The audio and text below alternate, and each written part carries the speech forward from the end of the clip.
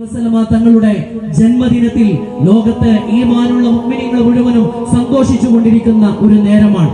ഈമാനുള്ളവരെ സംബന്ധിച്ചിടത്തോളം ആഹ്ലാദകരമായ ഒരു മുഹൂർത്തമാണ്. കാരണം അന്നബിയു ഔലാ ബിൽ മുഅ്മിനീന മിൻ അൻഫുസിഹിം, മുഅ്മിനീങ്ങളെ സംബന്ധിച്ചിടത്തോളം നബിയാണ് അവർക്ക് അവരുടെ ശരീരത്തെക്കാളും ഏറ്റവും പ്രധാനപ്പെട്ട ആള്, അവർക്ക് ഏറ്റവും ബന്ധപ്പെട്ട ആള്, അവർക്ക് അവരെക്കാളും ഏറ്റവും കടപ്പാടുണ്ടാവേണ്ടത് ഹബീബായ നബിയുന മുഹമ്മദ് മുസ്തഫ സല്ലല്ലാഹു അലൈഹി വസല്ലമ തങ്ങളോടാണ്. നമ്മൾ ഈ റാലിയിൽ മനോഹരമായ ഒരു ഫ്ലയർ വിതരണം ചെയ്തിരുന്നു. മീലാദിന്റെ സന്ദേശം കൈമാറുന്ന തരത്തിൽ പ്രശ്നകലുഷിതമായ ഒരു കാലത്താണ് നമ്മൾ നിലകൊള്ളുന്നത്.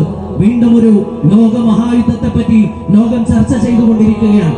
വകതിരിവില്ലാത്ത ലോക നേതാക്കള് ലോകത്തെ ഒന്നാകെ പുതിയ ഒരു കുഴപ്പത്തിലേക്ക്, അല്ലെങ്കിൽ പുതിയ രണ്ടാം ലോക മഹായുദ്ധത്തിന് ശേഷം വിനാശകരമായ ഒരു മൂന്നാം ലോക മഹായുദ്ധത്തിലേക്ക് കൊണ്ടെത്തിക്കുമോ എന്ന ആശങ്കയിലാണ് ലോകത്തെ 800 കോടി ജനങ്ങൾ ഒരു യുദ്ധത്തിന്റെ നിഴലിൽ അല്ലെങ്കിൽ ആശങ്കയിൽ കഴിയുന്ന ഒരു കാലത്താണ് ഒരു തിരു ജന്മദിനം കൂടി കടന്നു വരുന്നത്.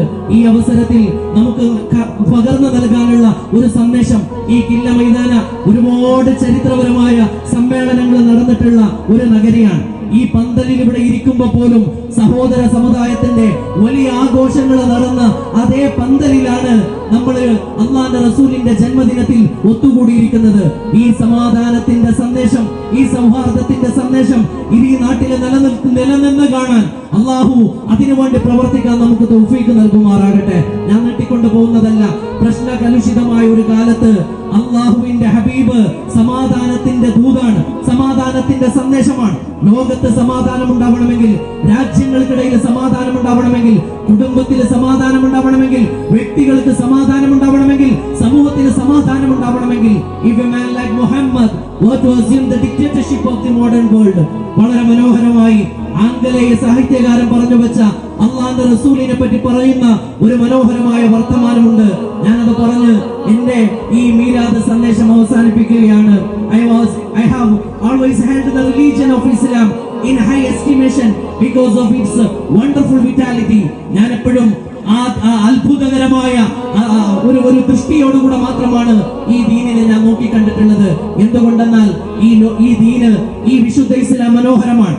If a man like Muhammad, അദ്ദേഹം ഇങ്ങനെ പറഞ്ഞ് ബർനാഷ പറയുന്ന ഒരു വാക്ക് ഇങ്ങനെയാണ്, if a man like Muhammad were to assume the dictatorship of the modern world, he would succeed in solving its problems that would bring it much needed peace and happiness. എത്ര മനോഹരമാണ്. if a man like Muhammad Mustafa സല്ലല്ലാഹു അലൈഹി വസല്ലം തങ്ങളെ പോലെ ഒരാള് ഈ ലോകത്തിന്റെ നേതൃത്വം ഏറ്റെടുക്കുകയാണെങ്കിൽ he would succeed in solving its problems. വർത്തമാന ലോകം നേരിടുന്ന സകലമാന പ്രശ്നങ്ങൾക്ക് പരിഹാരം കാണാൻ, എല്ലാ പ്രതിസന്ധികൾക്കും പരിഹാരം കാണാൻ ആ നേതാവിന് സാധ്യമാകും എന്ന് മാത്രമല്ല, that would bring it much needed peace and happiness. ആ നേതാവിനെ കൊണ്ട് ലോകത്ത് അനിവാര്യമായ ശാന്തിയും സമാധാനവും കൈവരിക്കണമെങ്കിൽ ആ നേതാവിനെ കൊണ്ട് മാത്രമേ സാധ്യമാവുകയുള്ളൂ എന്ന് പറഞ്ഞു വെച്ചത് ഇംഗ്ലീഷ് സാഹിത്യകാരനായ ജോർജ് ബെർണാഡ് ഷയാണ്. ഞാൻ പറഞ്ഞു വന്നത്, അല്ലാഹുവിന്റെ റസൂലിന്റെ സന്ദേശം അന്യ സമുദായത്തിൽപ്പെട്ട ആളുകളുടെ മനസ്സിൽ പോലും ഉണ്ടാക്കിയിട്ടുള്ള സ്വാധീനം അത് ചരിത്രത്തിന്റെ ഭാഗമാണ്. 14 നൂറ്റാണ്ടുകൾക്ക് മുമ്പേ ലോകത്തിന് വെളിച്ചം പകർന്നു നൽകുന്നതിന് വേണ്ടി അറേബ്യയുടെ മരുഭൂമിയിൽ ഉദയം ചെയ്ത ലോകാനുഗ്രഹിയായ മാനവകുലത്തിന്, മനുഷ്യരാശിക്ക്, ജീവനുള്ളതിന് ജീവനില്ലാത്തതിന് സകലർക്കും അനുഗ്രഹമായി കാരുണ്യമായിട്ടല്ലാതെ